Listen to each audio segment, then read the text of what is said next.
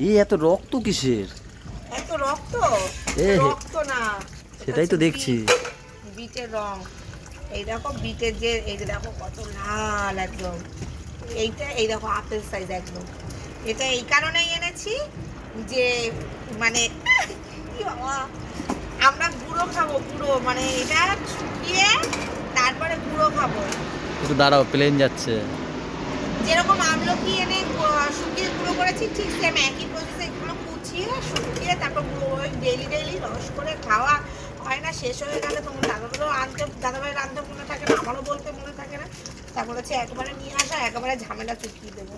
দেখো কত লাল হয়ে গেছে একদম। তাহলে ভাবো আমাদের শরীরের জন্য কত ভালো। দেখো পুরো রক্তের কালার হয়ে গেছে, তাই না? ঠিক আছে, রক্তটা কত ভালো হয় তাহলে খেলে পরে। শুধু রক্ত না, সব স্কিনটাও গ্লো করে। খুব ভালো একদম। আমার তো হেভি লাগে, স্যালাডে খেতেও ভালো লাগে।